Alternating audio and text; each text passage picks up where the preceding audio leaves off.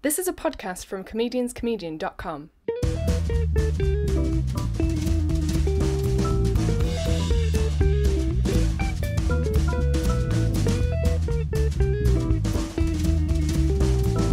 This is the Comedians Comedian Podcast. Hello and welcome to the show. I'm Stuart Goldsmith. Today I'm bringing you an episode recorded at the Montreal Comedy Festival just a few weeks ago with Liza Treyger. She was one of Variety's 10 comics to watch at that festival, and she is someone who is ferociously funny, fiercely feminist, and I've accidentally alliterated those 4 words. That's not intentional, but I think you're really going to enjoy this one. Those of you listening in the UK who are less aware of Liza, batten down the hatches. She has a really, really exciting, forceful comic voice, and she doesn't give an F. So, I saw you, for the record, could you please pronounce your name? Yeah, it's Liza Treyger. Liza, gotcha, because I saw one of the, the Variety 10 to watch cocktail party yesterday, and you were introduced as Liza. My name wrong. Yeah, it happens all the time, and the problem with it is because people who don't know it are confident that they know it. Like, one of my best friends, Sabrina, she was talking to someone, and they're like, oh, I just saw Liza, and she went, oh, no, it's Liza, and the one was like, it's Liza. And this is, like, to my best friend, like, people just get really cocky and confident about it. Okay. And they're wrong. And so I can't, I'm not mad at anyone. Oh, that's cool. So you are one of the Variety 10 to watch comics here at the Montreal Comedy Festival. What does that mean to you? And I'm not a representative of Variety. No, I know. It's really exciting. It's fun that you asked that because when I did New Faces here 4 years ago at the festival, I remember my friend Nikki, like, she was on Variety, and it was just... so Nikki cool. Nikki Glazer. Yeah. I don't know if it was that year or whatever, but like I just remember watching her, and she had panels to do, and she was doing podcasts, and like me and my friend were taping an audition for her in her room, and she's just like so busy and doing all these shows and doing an hour I went to go watch, and I just it's just so cool to come back and like be that person. Yeah. And be doing all the cool shows and the venues, and like it just feels really awesome to be the person that I was like, oh, that's so cool, and then now I get to do all these shows and be busy, and people want to like hang out. Yeah, it feels nice. And you're in the, just for people who are less familiar with the Montreal Comedy Festival, you're kind of being shepherded around by management and hooked up with things and shown off and... Yeah, no, the thing that I am really lucky is like my reps are chill as fuck. Like, they're not desperate. And I love that about them. Yeah, okay. One is like, ugh, I hate being here. Like, it's too much for her. And I enjoy that. Some people are chatting. I'm like developing a show right now. Like, I'm doing a pilot with someone. So it's like, I'm not interested in any business, to be honest. Like, there's very few, I'm doing what I want to do right now. So it's like, I'm not nervous or excited or anything to meet anybody. Okay. So how long have you been doing comedy, and how long have you been doing what you want to do?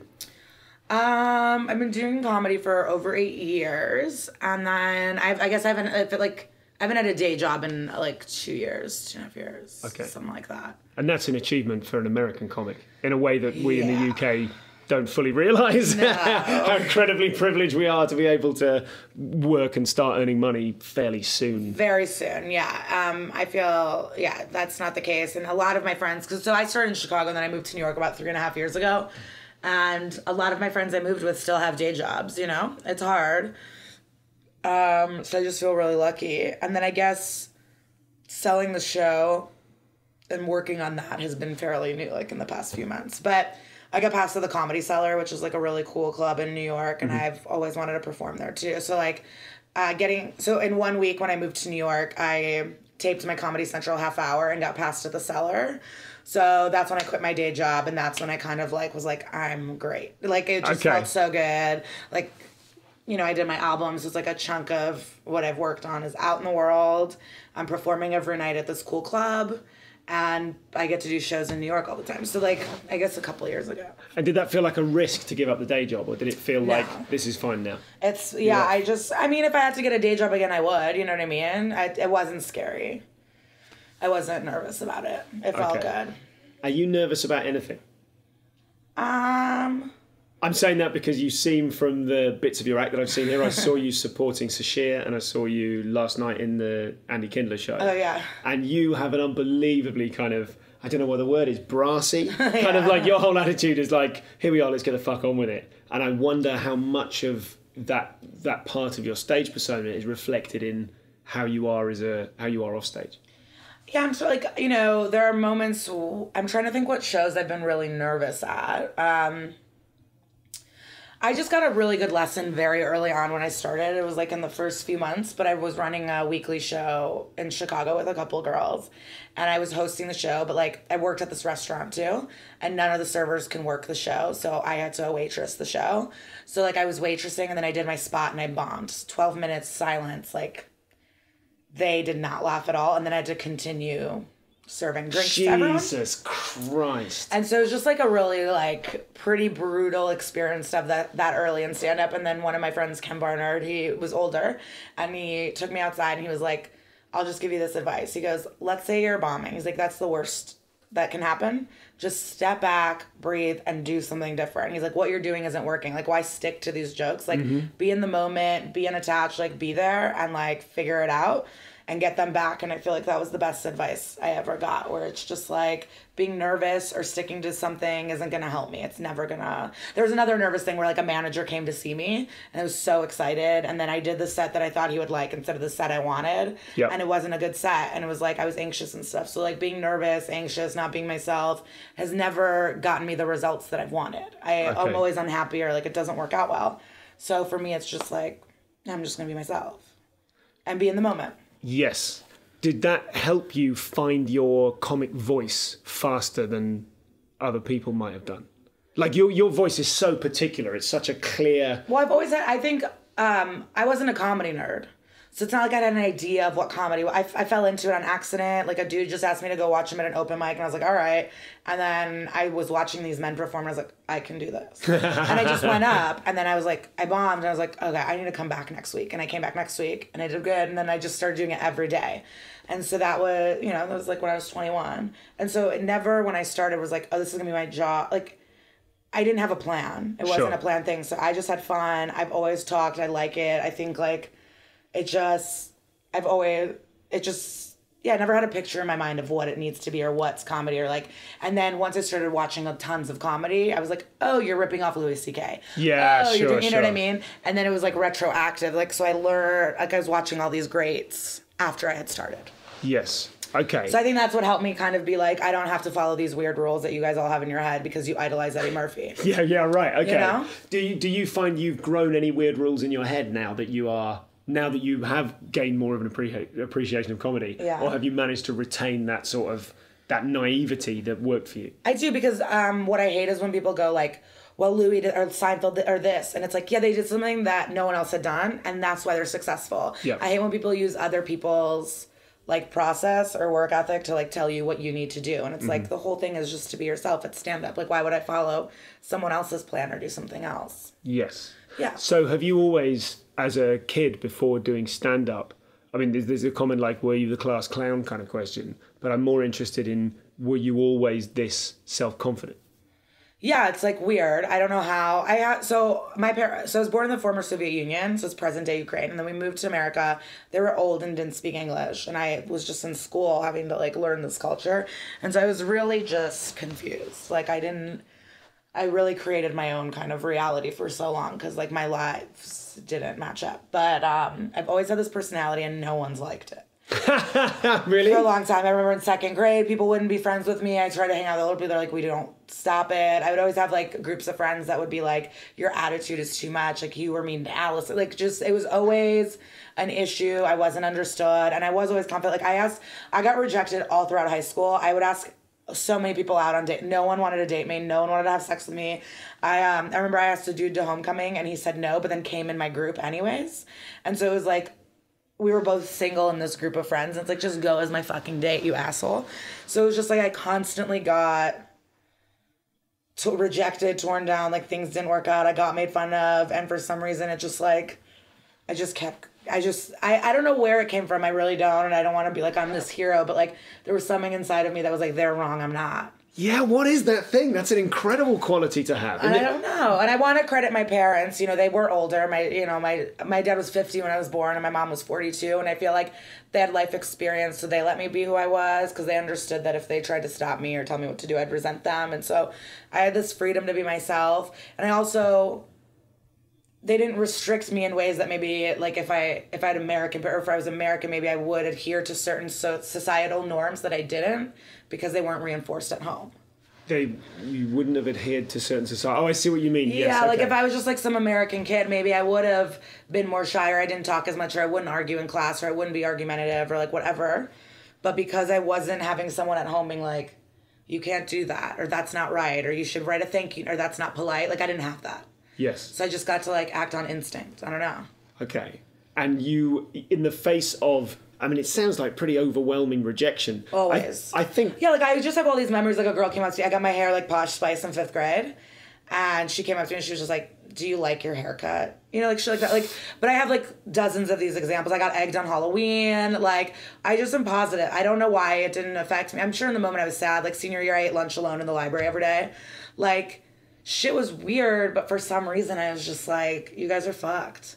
Because that is, I mean, there must be, so that must be, that kind of childhood is presumably reflected in a lot of other comedians, but they probably kind of, like I recognise little elements of that from my own life, but I didn't think you guys are fucked. I thought, oh, I'm fucked, I don't fit in here. In college, I think that's much more common. No, in college, when I went to college, I went to Iowa State, and it was this like country town and like an agriculture floor. Like, I did not make friends. I couldn't really connect with people. And I remember being like, why don't I want to be in a sorority? Like, I do remember being like, what's wrong with me?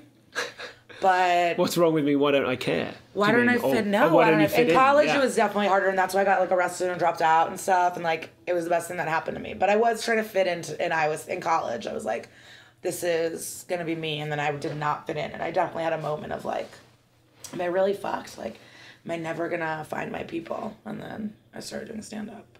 So college was definitely like, why can't I find friends that like me? You know what I mean? Because even in college, like I had friends, a group of friends, they bailed me out of jail, and then they asked for gas money, and I was like, cool. I don't know. It was just like it was weird.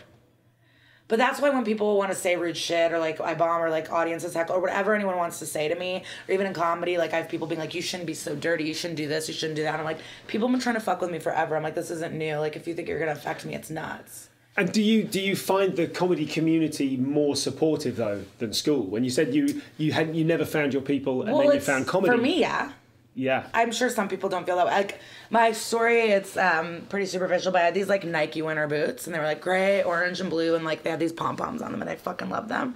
And I got made fun. They were, like, no one liked my shoes or anything. And then when I started doing comedy, I remember wearing these boots, and all these people complimented my boots. Yeah. And that's when I was like, oh, I found my fucking people. Yeah. It felt good. And, like, everyone was kind of rude. They liked to party. They were, like... No one was offended by stupid shit. No one took anything seriously. It was like, I had the best time. I like knew I found my crew. Yeah. Good. And are you confident that will sustain for the rest of your career now that you've found or the rest of your life? Now that you've found your crew, is there a sense that vindicates your childhood self? Like you were just ready too early? Yeah. Do you know what I mean? Yeah. No, I completely feel like I was... I don't want to say why. I don't know. No, go on. What don't you want to say?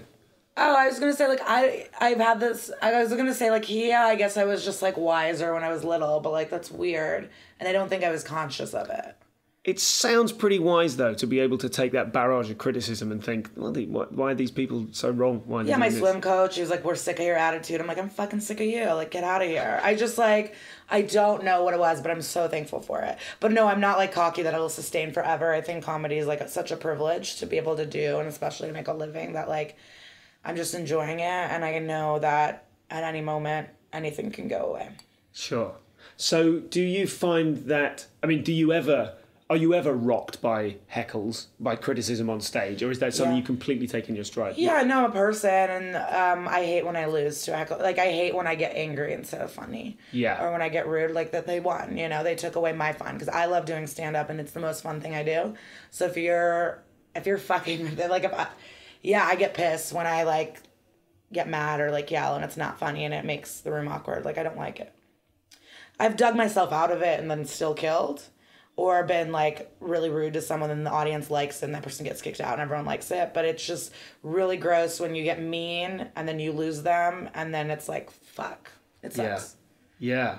Do you have any, kind of, like, in order to force yourself to step back from it, like you said, you talked about, when it goes badly, you know, that first lesson about bombing. Yeah. Do you have any step back from anger gears? Do you mean, or is that a harder step to take? Gets where I'll be like, okay, clearly maybe he didn't deserve it. It's my own problems. I'm feeling insecure, and now I have to prove myself to. Like, I like to just tell him what I'm thinking in my head. Yeah, okay, say all of that stuff out loud. Yeah, but if I'm like pissed, like if there's a group of dudes and I don't like I'll say what's in my head, and it's not nice, and then it's weird for sure. It's not like a good thing. So out of the material that you did opening for Sashir yesterday, what are your what's the oldest bit that you did there? What's your most kind of reliable or kind of favorite bit to do? Probably the one about my voice. Like I usually start by talking about my voice. Remind me what the voice line was. Just like you can tell by my voice, I live a very healthy lifestyle. And then I usually get people on board. All those are pretty new. Like the coming stuff is, I've been working on that for probably like a year and a half. But like, it's always changing, and it's a part of a longer bit. One of the I don't remember what I did. Well, I think the first gag I remember you doing, the first bit was about your Red Hot Chili Peppers tattoo. Oh yeah, that's pretty new. Well. Yeah, it's not even a joke. Yeah, well, that's it. It's not even a joke. But what I loved about it, actually, May came up with the swastika line that I did. Okay, well that's a lovely tag. But the premise of that joke, for those who haven't seen it, and I will try not to butcher it or attempt to perform it. But what I loved about it, what made me really sit up as an audience member was, I've never seen anyone disavow their tattoos before. I have so many any comic with tattoos, they sell that kind of, I've got fucking tattoos. But to walk on and go, so the problem with these clothes is it means you can see this Red Hot Chili Peppers tattoo. And I was probably like, who's this? Like, I haven't heard anyone take this angle. That's like a fun perspective to hear. Cool. Yeah. So you did that, and then the swastika line, and then you had some really good material about realizing you were gay. Yeah. Well, I don't know if I don't think I'm like fully gay, but I'm definitely in love with a woman. Yeah. So realizing you're in love with a woman and reflecting on the time that you wasted sucking dicks. Yeah. Like, I mean, that seemed to me to be like that. If I was to describe you to someone, I'd go, she's the sort of person who says stuff like this. Yeah. Do you know what I mean? Almost like whether you regard it as a signature bit. I think it really sums up your kind of irreverence and your kind of there's almost like a sense of, well, I tell you, rather than I tell you, well, like what notes do you think you're playing? What tone do you think you have that is particularly successful? I think I want women to have a great time. Yeah. To be honest, like if I'm thinking about like every day, what's my overall message, or like what am I thinking about constantly? It's mostly, I perform in the city in New York all the time, and often I'm the only girl on a lineup, or there's 2 and there's 5 or 6 dudes, and it's like whatever. But you see women's faces light up when jokes are for them, and I feel like that makes me happy. I like when women are relating to it, and like. Yeah, and men are laughing. It's not like it's like material that doesn't work for everyone, but I like talking about my perspective. I like that it's like pretty strong me, and I think a lot of women relate and laugh, and they like that it's for them in a way. There is something I think like I really enjoy that element of it as well, and there is something really, I don't know, refreshing or invigorating about it not all being aimed at me. Do you know what I mean? Like as an audience member, I think I can say that. I do this every night. So to me, it's like I see people's body language shifts during some of my material. And I see who's awkward. I see what couples are fucking, which ones aren't. I see which men are... Like, I see people's body language and faces change. And I don't care. But no, they're taking it defensively. But dudes are less used to things not being for them. 100%. And like there was one night this dude I was on stage and he kept being like, you're terrible. This is terrible. Like talking to and it was this moment where I was like, you've seen 5 other comics tonight. You've paid what, $12? Get the fuck over yourself. I'm like, if you don't like me, go to the bathroom, go have a cigarette, bring your girlfriend, make out with her outside. Like, there's so many options to do. Or just sit quietly and don't laugh. But, like, he needed it to be known that I was terrible. And this happens a lot. Like, dudes will just, or, like, yell something out. And it's just like, yeah, it's just not for you. It's, okay, you're choosing for it not to be for you. I'm funny, but, like, okay, it's not for you. It's okay. But, like, dudes get pissed. Yeah, because nothing's not for them. Yeah. Them, us, you know? And it is... Yeah, that's really interesting that you have that in your head of like, this is, I want women to recognise this stuff is for them. It's for them.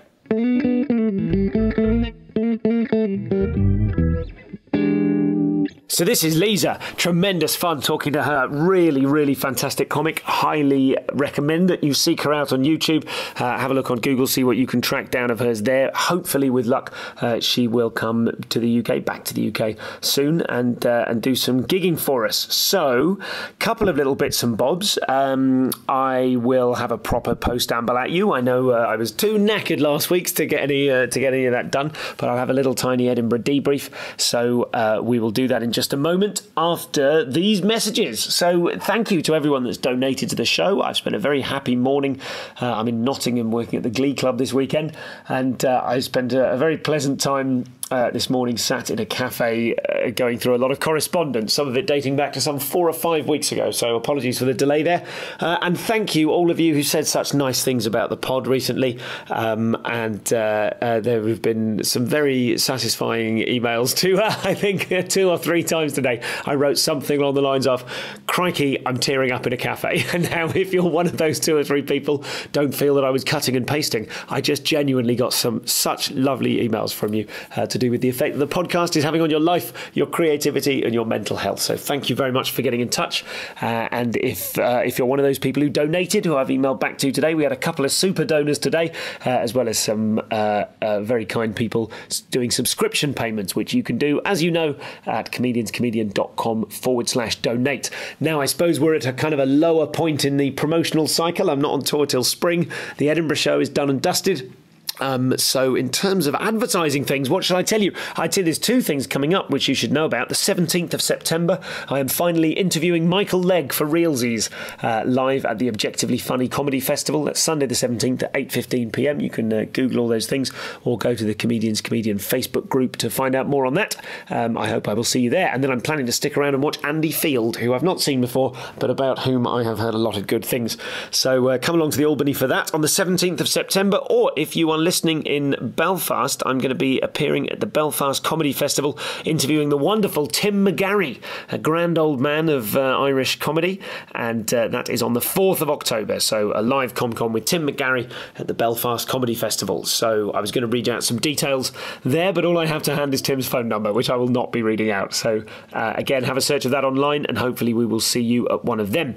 So we'll get back to the show in just 1 second, but if you are someone that's donated, thank you very much. And if you're someone who is not able to or can't donate at the moment, then please do support the podcast. Remember, you can do that in lots of other ways, telling people about it, saying nice things about it, coming and seeing me or acts that you've seen on the show live. I do count that as a win for the podcast if you go and see someone because you discovered them through the show, even though I don't benefit at all, apart from in terms of my soul, I suppose, on some level.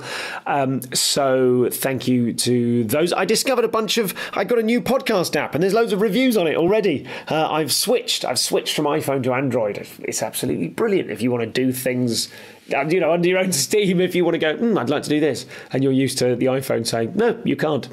So that's very exciting. But it meant that I've downloaded some new podcast apps. Very gratifying to see such lovely reviews. So you can do that wherever you are. And as ever, there's always one dickhead. Although in the case of the particular app I downloaded, he had a fair point, which was a review of my show at the Camden Comedy Club, which you may remember me saying. I think it must have been July 2016. It was genuinely one of the top 3 worst gigs of my entire 12-year career. And this person says some very mean and I'm sure entirely justified things about it. And of course, amongst the hundreds of 5-star reviews, that's the one I'll take with me to the grave. Ah, well, I hope I can learn to be a little bit more Liza Treyger. Let's get back to Liza.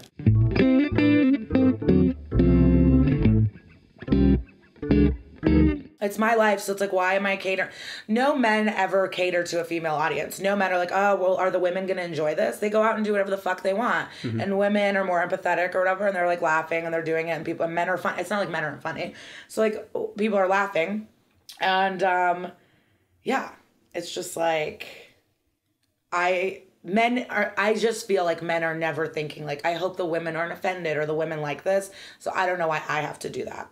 And it's always this thing, like people argue with me and be like, you're a man, you're this, you're that. And it's like, I don't give a fuck. Like, you guys don't think about us.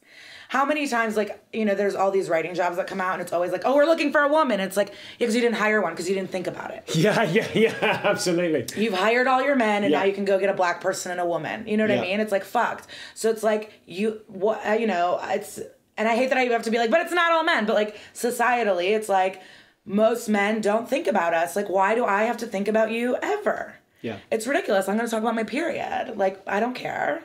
It's my life. Like, yeah, it's weird.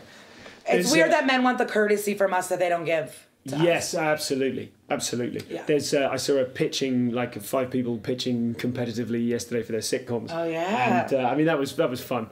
But 2 of them, the opening, they were pitching for a sitcom called Springtime Horizons or something like that, which was about. It was in a work agency for women in their 40s and 50s. And they beautifully, these 2 female comics, they beautifully described all of the different characters, all of these different women, and like brilliant little thumbnail sketches. And then the 6th one was, and then there's Brett, he's white.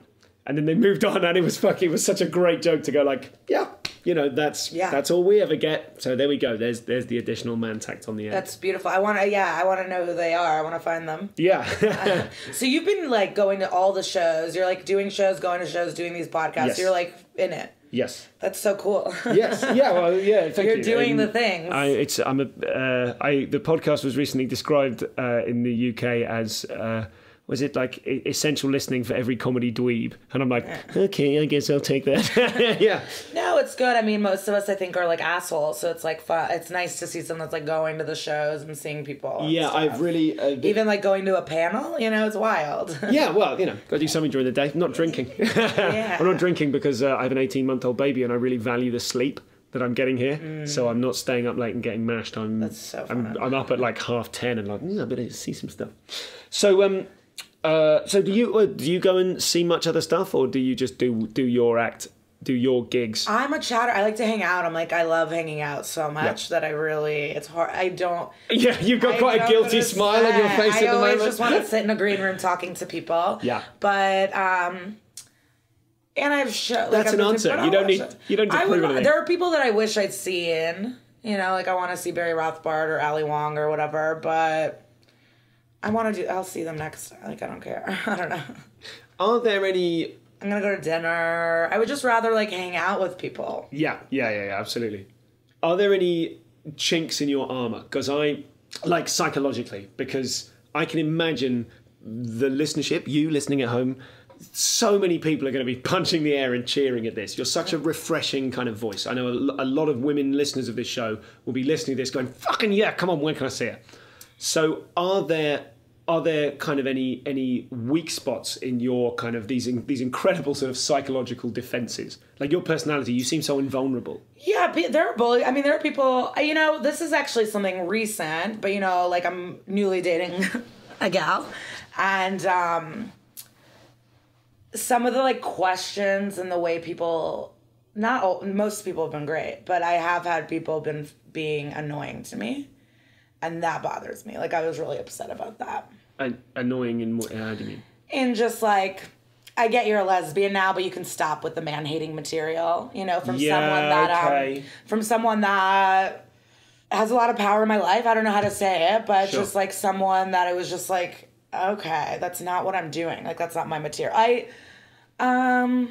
Yeah, I guess that's been like a new thing where I have to like defend being in love with like a great person. Mm-hmm. And I feel like I've been naive about it, thinking like it wouldn't happen or whatever. Like all of my gay friends have problems, you know what I mean? Like, yes. I don't know why I thought I could just like skip through everything and just be so naive and everyone would be on board and happy for me.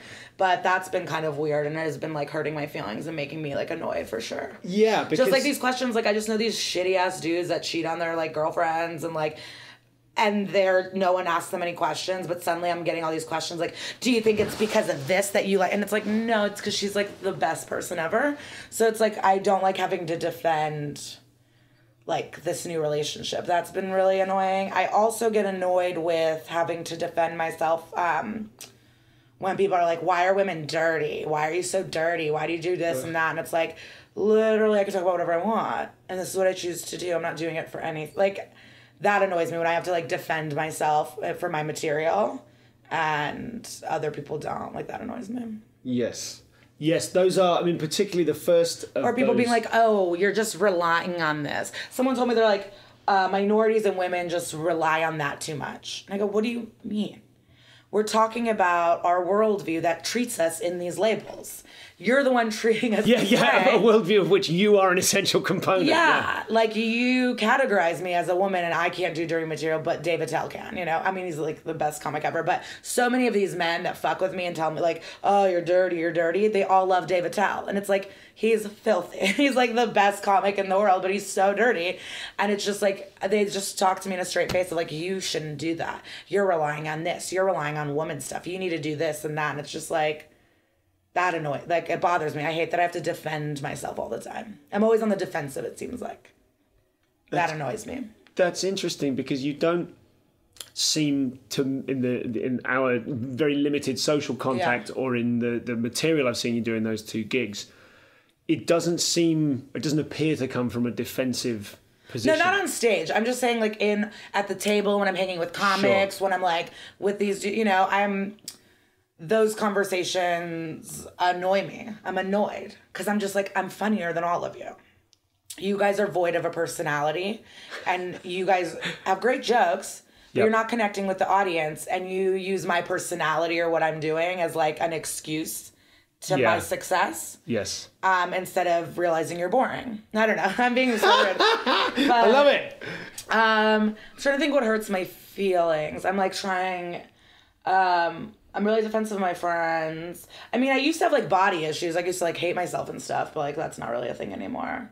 But yeah. Do you mean that's not a thing in your life anymore? Yeah. Or like it's still kind of a thing in the world? Oh yeah, but just like I used to just like be really self-conscious and like dress different way. Like I used to have like a lot of I guess reservations about the way I dress. Like I would hide my body and stuff, which is different.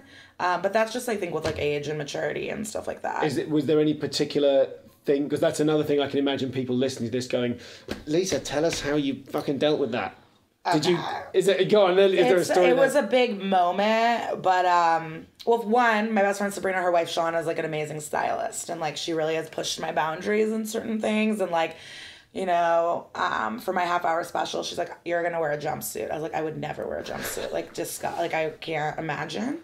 And then, she found me a jumpsuit and I wore it and it was like amazing. So like her picking out clothing in pieces and challenging me has been really big. And then because stylists don't see the insecurities you see, they like just know how to dress for you. Yes. So they don't see the problems you see. So like they're giving you the best thing for you, even though you don't know about it. And then the other thing is I went to Palm Springs with my best friend Sabrina and we did Molly and it was this gay pool party called Summer Tramp. We got there on accident, but it was just like the hottest gay men everywhere, giant blow up pool toys. And I was just like laying on the pool deck with my legs in the pool and like men would dance on like straddle us and dance and water would drip down their bodies. But it was just the most amazing drug trip of my life. And that was the moment where a lot of things changed. And then there was like an Adele techno Hello song that played. And I went into a different realm of my brain. And it was just like, from that moment, I was like happier, calmer, and more confident. Incredible. So Molly is MDMA, we don't call it that, okay. Yeah. So weirdly, we call it Mandy, which is... Really? Yeah, weirdly cool. kind of dual name. So was that your first time using it, or was that just a particular... That was the best time. Okay. Not my only time, but that was definitely like the one to chase now. It was like so good. I feel like I have to have a certain amount of responsibility for the listeners. There may be other solutions to some of the challenges you're facing than having an incredible drug trip in a pool. Yeah, but I also got to look at my friend and just be like, fuck, look at our lives. Like, we did it. Like, it was just like such gratitude. Sure. And then it was just like, I can't believe I'm spending my time obsessing over things that don't, like, look at us. We've done it. You know, it just was like... it put everything in perspective, and yeah, it was good. I'm getting misty-eyed. I want one of those moments. I feel like probably having a child might give you some perspective and differences and growth. It's definitely given me a lot of perspective. The last year and a half has been very educational and exciting. And I think the issue I have now that I have a child is that sometimes I catch myself behaving in like my old anxiety-ridden way. I've had lots of problems with anxiety and a bit of depression and stuff like that. And now if I catch myself being like that, I'm like, I don't have time for this anymore. But it's still, if it's still there, it's still there. And maybe the best way for me, we're not getting into my psychology here, but yeah, it's very inspiring to hear about such a positive experience, because I feel like I have a lot of those kind of revelatory moments, and then they're gone in the wind, and then I'll have another one in 3 months, and I go, I get it now, and then it's gone again. But you've managed, things go in waves, you know, like I get sad, and I have days where I don't want to leave the house, and I just sit and smoke weed and binge watch television and don't leave my bed for days. You know, it's not like a constant. And how are your gigs during those times? Thank God for them, because that's the reason I leave the house, is just to do them, and I have a great time. Yeah, no gigs. I mean, I'm sure I'm like more fun and loose when I'm happier, but like, yeah, I don't know.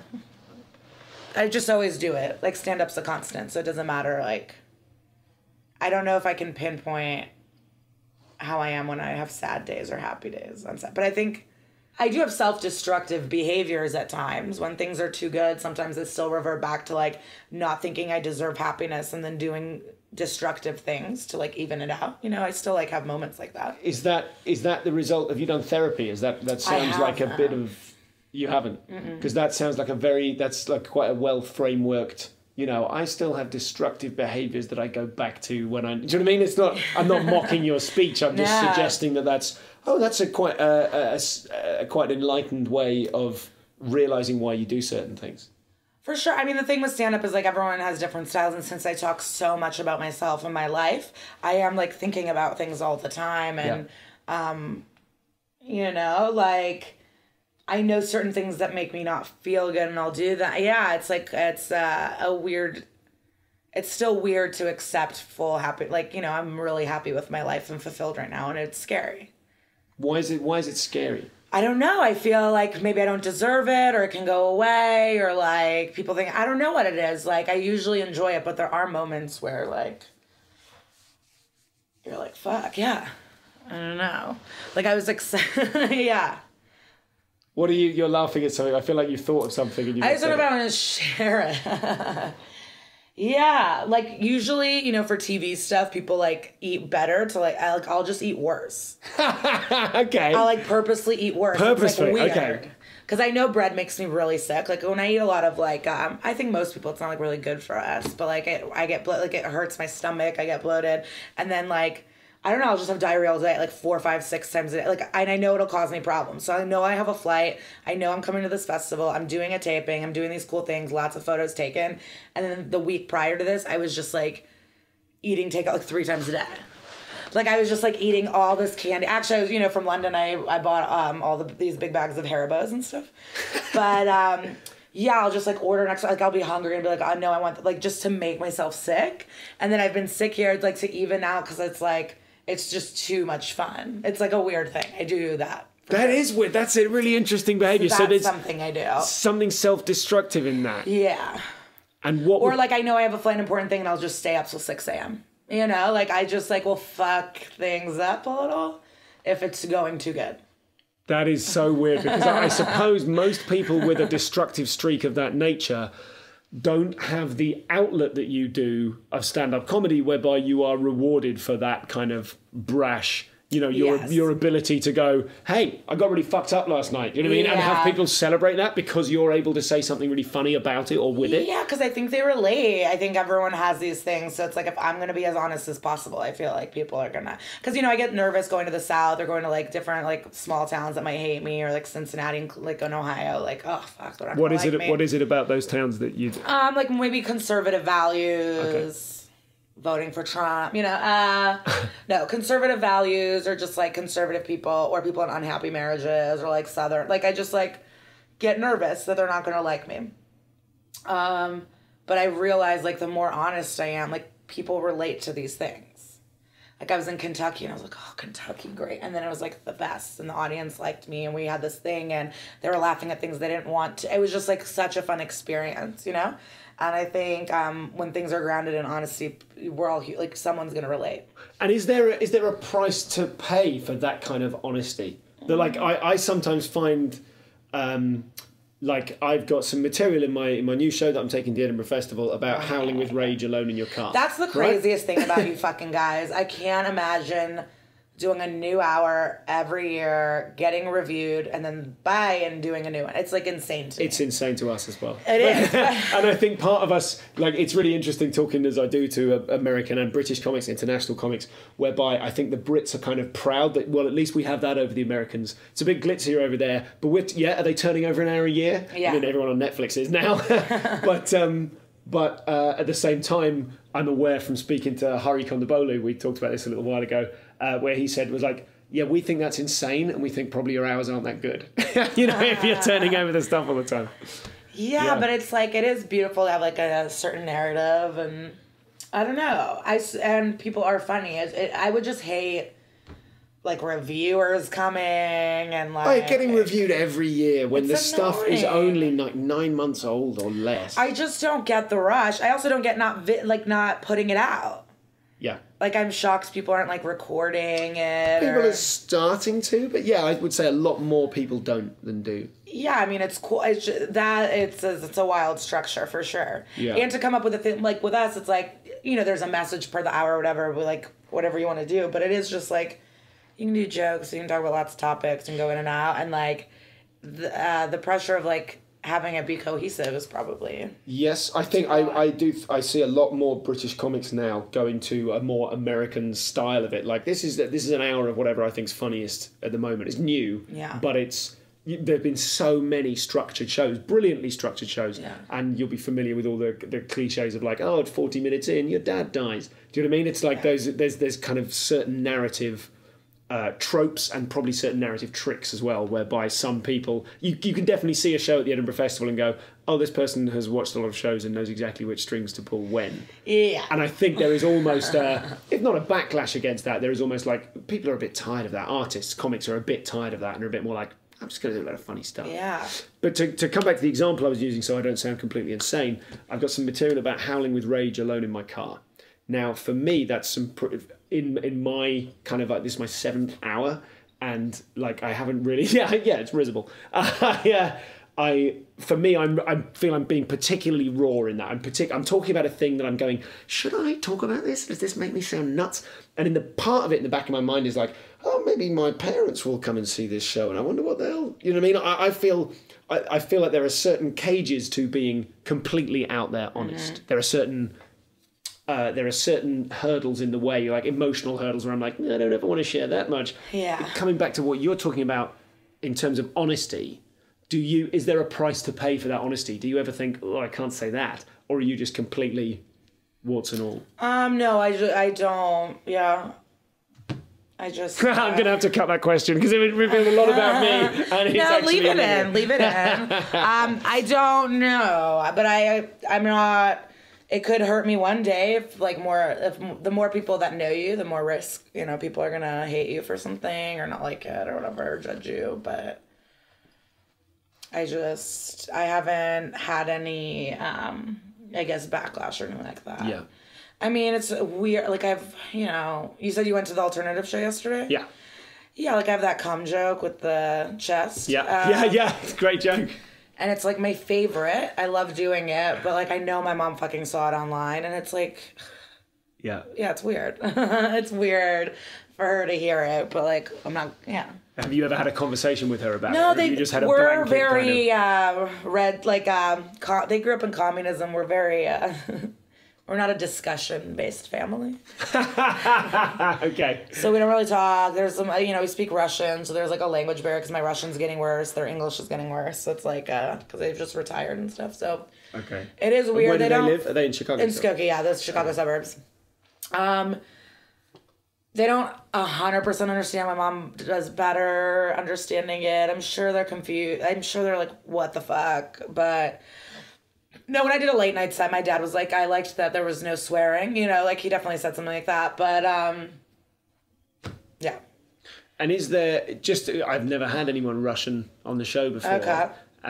What are the, well, obviously my first thought would be, is that going to be quite useful for your career, that Russia is very much in the news at the moment? Yeah. Or do you have any material about Russia, or is that not something that interests you? No, I have material about being a foreign kid with foreign parents and stuff. But that's it, and that's newer because I've been really sensitive about, I don't want to do material. It's oh, my foreign parents, what idiots, you know, Sure. like, oh, they don't speak English, and like start doing accents. There is an making fun of them. incredible amount of that material out there. I know, I don't want to do it. They like move to a country and like they're, you know, later half of their lives for their children. My dad could have retired there, but instead worked at a fucking factory all night, like drove a school bus. Like they've done all these like amazing things. And, you know, I just fucking hate people that are against immigrants in America, because it's like, or like, oh, speak English. It's like, can you imagine at 50, like moving, learning a new language, raising children, figuring it out, making money, buying a house? Like, it's insane. So I refuse to get on stage and be like, they're idiots. So it's taking me a while to I want to be the butt of the joke in a way. And so like I'm toying with that and stuff. Yeah, it always strikes me as particularly weird. Like the concept of America is immigrants. Yeah. Like I don't understand the logic of it. It's racism. Yeah, absolutely, absolutely. I mean, I understand it a lot more. Yeah. I don't understand it in Britain. I get that it's clearly racism, but surely if you're in America, like how can you not? Yeah. Anyway, like that's the whole point, right? Immigrants is the whole point. Yeah. So, do you read reviews? Do you ever read reviews? No one really does reviews. Oh, yeah, okay. I mean, when I did the Melbourne Festival, they reviewed the American show, but it's like, there was 4 of us. Yep. And I think they were nice things. I think, yeah, I looked at it. I can't imagine you lose sleep over caring what people think. It depends. It depends, I'm sure. I mean, it depends if I knew I did bad. If I know I did bad and then someone wrote I did bad, it sucks. Is that... And it doesn't, by that same token, you're suggesting it doesn't suck if you know you did well and someone said you did badly, that just glances off you. Yeah. I love it. Yeah. I love it. We all aspire to that kind of internal confidence. Yeah, I'm aware. I know when I do good on stage and Sure. not. Like, I know when it's a good show. There's delusional comics for sure. People that blame the audience when they do bad or whatever. But, yeah, I'm trying to think if people have written mean stuff about me. Do you get abuse online? Do you get kind of... Yeah, but like I said, it's just like, no, if you think this is gonna break, like, it's just like, it's usually just like, for women, it's pretty easy because it's usually just like fat, ugly whore, or you're not funny. Like, it's just those 4, so it's like, it's not really creative. Even when I do roast battles or roasts or anything, those are the 4 things they hit women on too. Like, I think, it just, yeah. I love when people say not funny. My friend Annie always says, she goes, I'm a professional. Yeah. Like, what do you mean? Yeah. I'm just not funny. That's an insane thing to say. But yeah, like, it's usually, lose weight. Usually. So it's like, whatever. Yeah. So if it were more creative, it would be more painful, because I guess what you're suggesting is those 4 main targets, you're like, come on. Yeah, I mean, what's so beautiful about those is like it shows how cocky men truly are. Because if your biggest insult is that I'm not fuckable to you, you truly hold yourself. Like, that's what's so interesting about dudes, where it's just like, no one wants to fuck you. It's like, you think that's the worst insult to women, that a man doesn't want to have sex with them. Like, that's how you view women's worth. And then you deny sexism or inequality, or like your disrespect towards women, and yet your insult is that if a man doesn't want to fuck you, you're nothing. It's like crazy. Yeah. But so I just like seeing the cockiness of men, where it's like, it's funny that you think I'm not judging my life on all of this like success or like my friendships and like just like this life that I've built, but you think you not wanting to fuck me is gonna bring me down. It's like pretty poetic. It's like beautiful. I eventually want to do a joke about it. I haven't been able to figure it out, but it's just like, that's men's worst insult, is that they don't want to fuck you. And it's like, I just love when audiences, if they they implicate themselves in being assholes. Yes. That's the same thing with immigration, when people are like, they're taking our jobs. I'm like, oh, so you think they're yours? So that's privilege, but you're denying the privilege. Yeah. And that's how I feel with like insulting women in that way, where it's just like, you're disgusting. It's like, okay, so you only view women on that. You know what I mean? It's just like, it's great. Yeah, it's elegant. Yeah, it's really good. So... But that's like a thing that really upsets me when you're like, what really turmoils you? Like, what stresses me out a lot is having conversations about gender and like inequality and men just denying it exists. Yes. There's actually a male comic here at this festival, and he straight up was like, men and women get raped the same amount, and everything is equal, and it's bullshit. Women play victim, and that's something that he just believes. So to me, he thinks date rape's not real. So it's like, so to me, it's like. Those things annoy me. Yeah. Yeah. Because that like really gets under my skin. Do you think the social landscape is changing with the like something I'm very aware of with this podcast? I don't want to just constantly be talking to white men. There's so many more white men than anyone else. Yeah.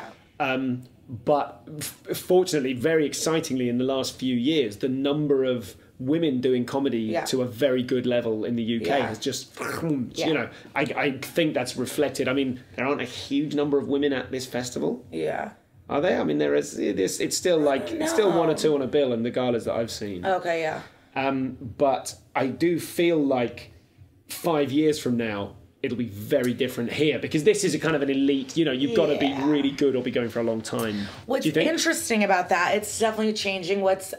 What is interesting is that a lot of white men that I interact with on a daily basis, they find themselves being victims now. Yeah. So to them, they're not like, fuck yeah, there's a bunch of black women at this festival. This is awesome. Right. Yeah. They're like, but what about me? You know? So it's like pretty disgusting. It's again with the immigrant thing. It's like, oh, so you think you deserve it more than these people? Yeah. That's why they excuse it and being like, oh, you're just talking about being black. Like excuse. You just got that because you were black, or they just needed a woman. It's like, but you truly think that you deserve it. It's like, but yeah, the idea with that all the time. So this is a great story. So Gina Davis has this theory where it's like, this just happened a week before. So her thing is like in movies, crowds, even if you put like 17% of women or something, I have it written. I don't want to fuck that up. Men just assume it's half women. Yeah. Even though it's not, it's at all. And so that happened with this festival. My girlfriend, she was talking to her boyfriend. And he's a comic, she's not. And he was like, ugh, new faces. It's like, there's not even any straight white men really. It's just like all women. And she goes, no, it's not. He goes, it's more women this year. It's half women. And she goes, why don't you look at the list? The new faces list had 5 women. Yep. But in his brain, that was half. How many is on the list? There's like 20 men. Yeah, okay, right. Or 15 men or whatever it is. We can like double check. But there was only 5 women. Yep. So it's still predominantly white men in the list. Some weird sort of confirmation bias. They feel they're being threatened in this way. It's like insanity. They're just like retarded. It's truly retarded. Like my manager, Sam, so smart, she brought up, it's like white men have been getting a full pizza delivered to their house every day. Yep. Every day they wake up, there's a pizza, and it's like, oh, and then the rest of us are like, hold up, like we want pizza too. So now we all are getting half a pizza delivered to our house, and yet they are now victimized. Yes, absolutely. Because we all have half a pizza. Yeah, because we're accustomed to privilege. So what's the phrase? Equality feels like prejudice, whatever the thing is. Because we're so accustomed to it. Absolutely. Yeah, but then denying the privilege. Like that's what's annoying. It's like, it's just the cycle that's so frustrating because it's like they deny they have perks. And yet they prove time and time again they do because of how defensive they get. And it's so annoying. But yeah, I think things are changing. I think the biggest thing, and I have this clunky joke I can't figure out about it, is that so much of women's realities have been like based on getting male approval. Yeah. It's fitting into the patriarchy. You know, there's only one woman in the writer's room. You got to fight another woman because there's only one. And that's changing because I think we don't need them. Like on my show, there's 3 female execs. I have the development person's a woman. My manager's a woman. She's like EPing the project. My agent's a woman. So like we're working on this together and I don't need to fit into this thing. So that's what it is. It's like, I think we've all realized, like, we don't need to impress, like, some man or, like, men aren't really in charge. Like, we have to stop wanting their approval. Yeah. In any way, and I think that is happening. So, yeah, we just have to... So that is a fairly optimistic... It's so optimistic. I think people are creating stuff. They're telling their stories. They're finding their worth. I think Trump getting elected was the biggest wake-up call to all these white women who are also implicated in not, like, supporting Black Lives Matter and all these movements and, like... We were privileged too, and we got all these perks. And then, like, it was this moment where it was like, you know what, motherfuckers? Fuck you. I don't care. I think it was a drastic change. I'll be honest, drastic. I feel Yeah. A bunch of my female comic friends, we just hang out all the time. We do shit. Like, it's not, no one's trying to impress.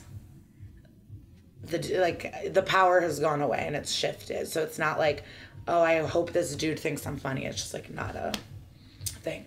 Finally, then, to wrap up, you mentioned. But yeah, I'm optimistic. I think it's great. I feel like like Insecure on HBO is the best show ever, and it's so good, and it's like the most relatable thing I'd ever seen, and it's all black people, and it's this thing of like, how fucked is that for years there haven't been like just black people doing things. I've not seen that show, but my equivalent to that would be The Wire, when you realise that there's a black chief of police talking to a black commissioner and a black detective in the same room, and you haven't even noticed, and you suddenly go, oh, all three of these characters are black, and they're all well drawn. Yeah. And I'm completely unused to that. Yes. Oh God, I'm completely unused to that, you know.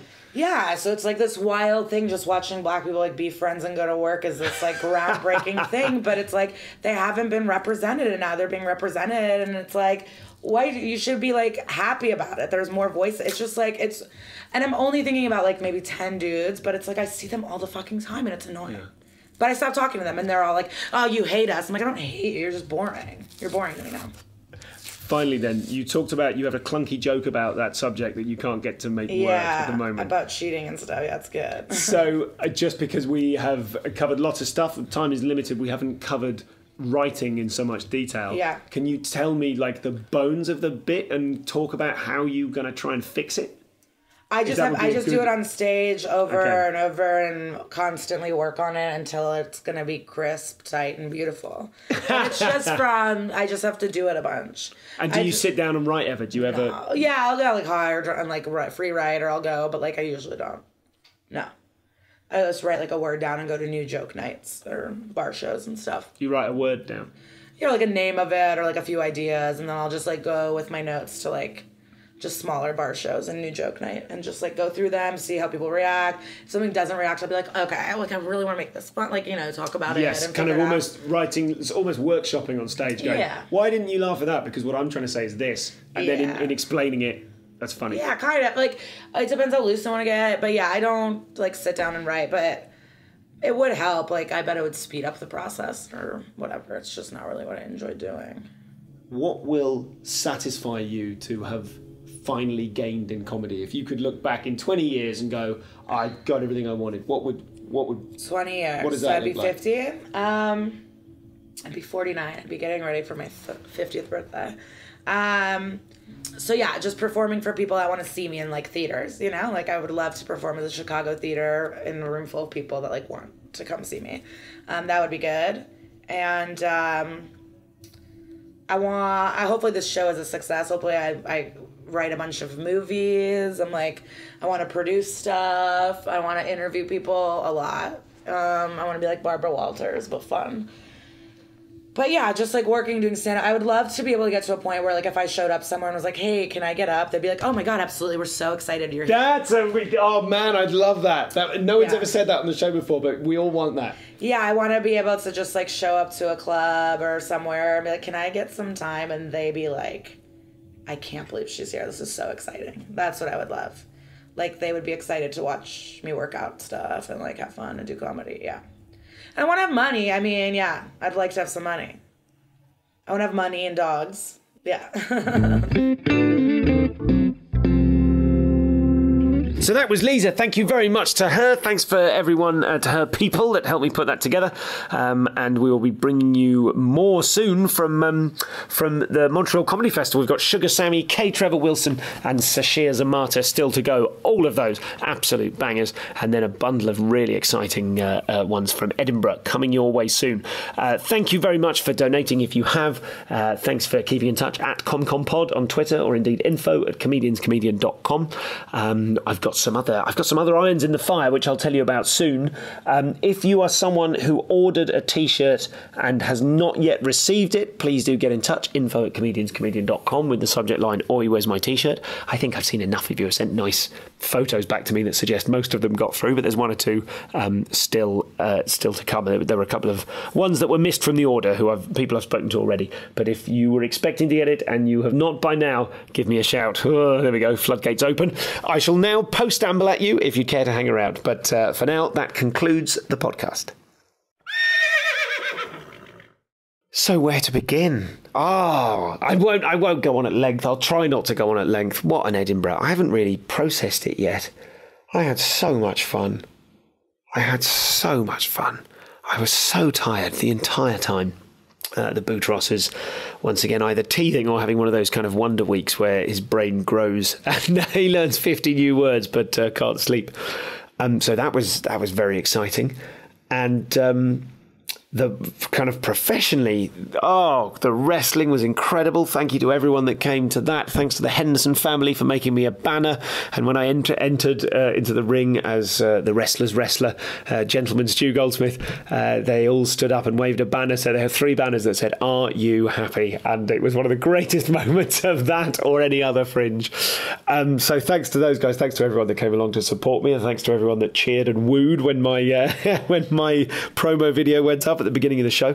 I've seen some of the official photos from that now, and they're crazy. I'll see if I can borrow some and put them on the Facebook group. And then I did Man Watching, which is a play, a sort of monologue about, I won't say what it's about because there's a secret element to it, but one comedian gets a script. You get given the script and an envelope on stage, and so without preparation you have to perform this 50-minute monologue. That was very exciting, particularly the backstage bit where they said, right, the main way you can fuck this up is by going too slowly. Give it pace. So that was fun. It's almost like being an actor again.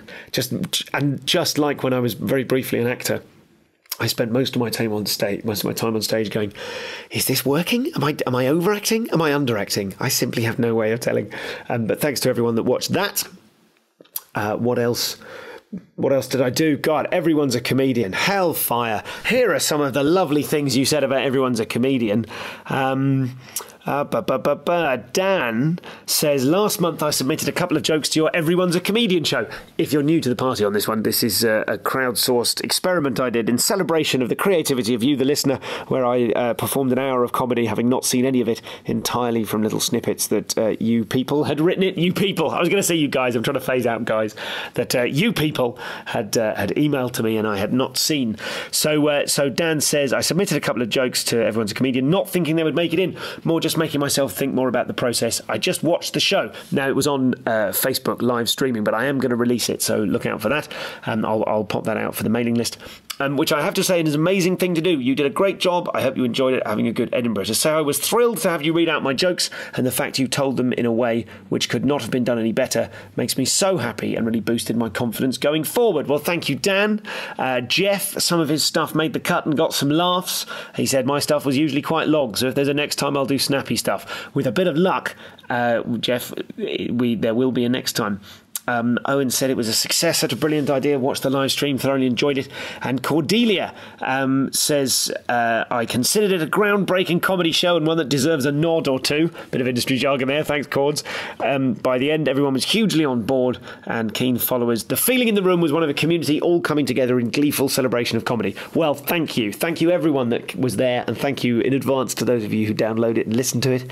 I think I did what I planned to, which was basically to try and make anyone that submitted anything feel like a hero. It would have been easy to sort of stand there and go, do joke, no reaction, that doesn't work.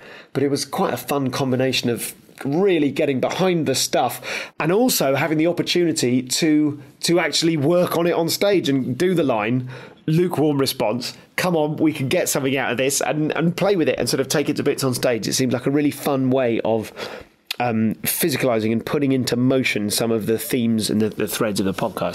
So pleased that worked out well. And as I say, I'll be releasing that to the mailing list before long, although I will tell you about it. I'll tell you all about it and make it perpetually available, so don't worry about missing out on that. Then what else I did? I feel like I'm missing. So I hosted a Heat of So You Think You're Funny. That was very fun to go back and do that. And the show, I did a show. Oh yeah, I remember, like I mean it. Jesus Christ, I think I got 4 5-star reviews. I know they're meaningless, which is why I'm ignoring them as much as I'm ignoring the 3-star from the Scotsman, which called one element of the show deeply irritating. But everyone else seemed to like it. But it's so empowering. I may have mentioned this before. I don't read the reviews, and last year I really did that, and in earnest didn't read the reviews. And this year I read even fewer of them than the year I didn't read them. And next year, what I aspire to is not reading them and not even mentioning it. That's the next level. I hope I can get there. But I had so much fun doing the show. Thank you to everyone who came along. Thank you to all of you that donated at the show. Thank you to all of you who donated whilst saying thanks, man, and wiggling your eyebrows. I enjoyed that enormously. What a lovely secret thing we're all involved in.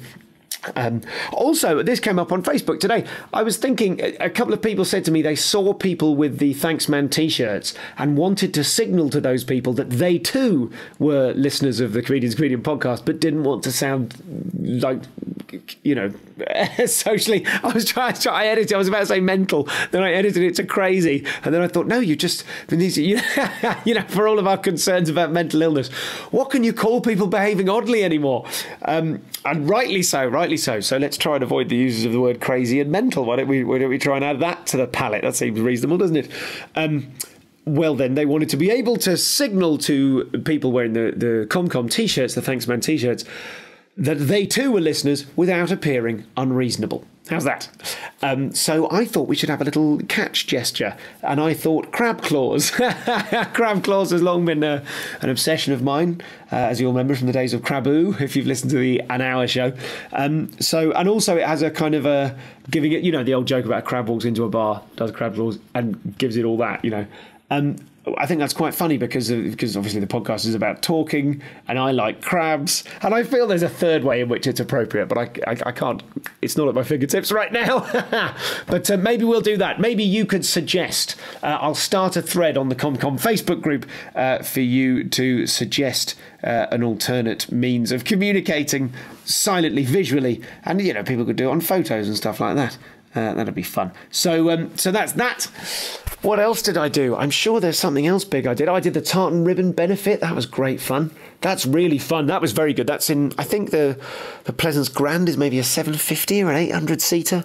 And obviously since the last time I played that room, I do the Waverley Care benefit every year. Fantastic charity based in Scotland for people with HIV and hepatitis. Since performing there last year, of course, I've done a couple of arenas on the old arena support slots that I did for Jack Whitehall. And so it's very weird to walk into an 800-seater in the swings on the swings of the playground are smaller than they used to be. So it's very funny walking out and going, this used to be the biggest room I can imagine, and now it's sort of lovely, but quite small. So that was very fun too. And just show, giggity gig. Thank you to everyone at the Liquid Rooms. Thanks to everyone on the PBH Free Fringe that helped make all of that possible. Thanks to Janners, my excellent tech, who's on the lookout for shows to direct next year. So I'm going to keep my ear to the ground for those.